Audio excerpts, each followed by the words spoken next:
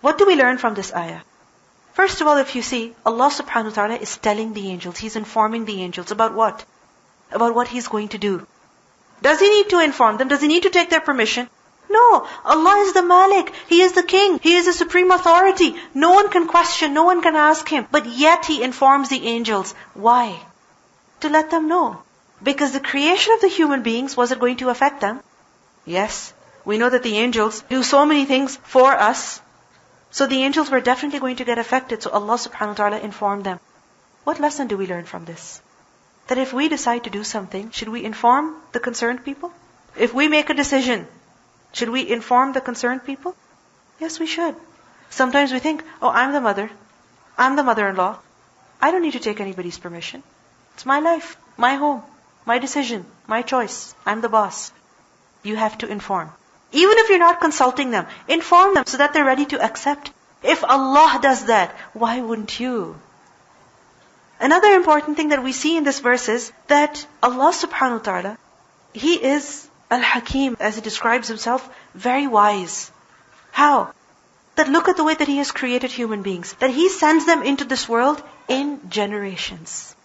Not all of them together at once. If all the human beings were together on this planet at once, what would happen? Fasad. How? Lack of space. Very true. All of the resources of the earth would be consumed. And the human beings, how much longer are they going to live? So imagine if everybody came at once, everybody died at once. It would happen all too quickly. Life would not be fun. And then we also see that when some people are older, other people are younger, then we have a chance to respect the elderly, show our love to the younger ones. Imagine if you never saw a baby. Imagine. Wouldn't you be missing out on something? Something so precious, so beautiful, so cute. You would never witness it. Imagine if you never saw an elderly person. Would you know how to respect other people? Would you know how to appreciate your life? Would you know how to appreciate the abilities that you have? No. It's a huge blessing. Then we also learn from this ayah that if, in some cases, the evil is there, like for example in anything, there's a good side of it, there's a bad side of it. If apparently you think that the evil is very, very bad, the bad side is very, very bad, still the good can outweigh the bad side. The good side can outweigh the bad side. How? Where do we learn this from? The angel said, this human being is going to kill. He's going to create fasad. But what does Allah say? I know what you do not know. That yes, there will be people who will disobey Allah, who will oppose His messengers, who will kill innocents, who will create fasad in this earth. But their evil is going to be outweighed by the good of who? The righteous. Sometimes we only look at one side of something. And we think, this person has this bad quality, therefore eliminate them completely.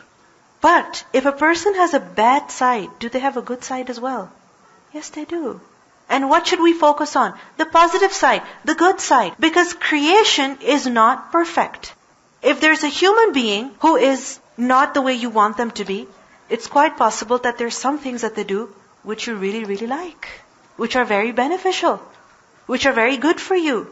But unfortunately, we become very narrow-minded and we only focus on the bad side, the evil side, and we ignore the good side. What do we learn from here? That where human beings are going to disobey, they're also going to obey. So is creating them worth it? It's worth it. So sometimes you have to bear the bad in order to get the good. Sometimes people get very overwhelmed. I cannot tolerate my in-laws. I cannot tolerate my children. I cannot tolerate this boss. I cannot tolerate my sister. And they cut off. They cut off, like we learned yesterday. وَيَقْطَعُونَ مَا أَمَرَ اللَّهُ بِهِ أَن يُوصَلْ. Remember, everything in this world, where it has a bad side, it also has a good side. If the glass is half empty, it's also half full. When it's summer, if there's heat, and you cannot bear the heat, there's also so much beauty. Similarly in winter, if it's so cold, you have longer nights, shorter days. Isn't it? You have such beautiful snow to watch. There's always some good side to something, and we should focus on the good, the positive, not the negative.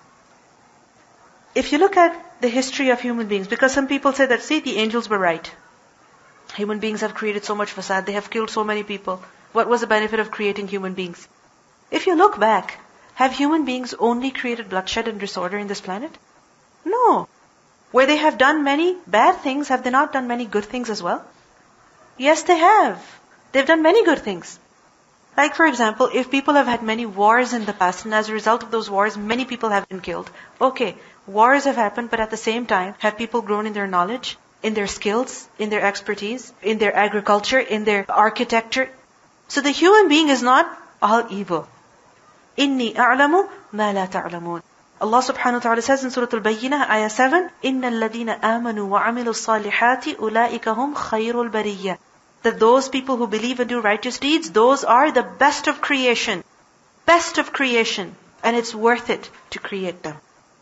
وَإِذْ قَالَ رَبُّكَ لِلْمَلَائِكَةِ إِنِّي جَاعِلٌ فِي الْأَرْضِ خَلِيفَةً قَالُوا أَتَجْعَلُ فِيهَا مَن يُفْسِدُ فِيهَا وَيَسْفِكُ الدِّمَاءَ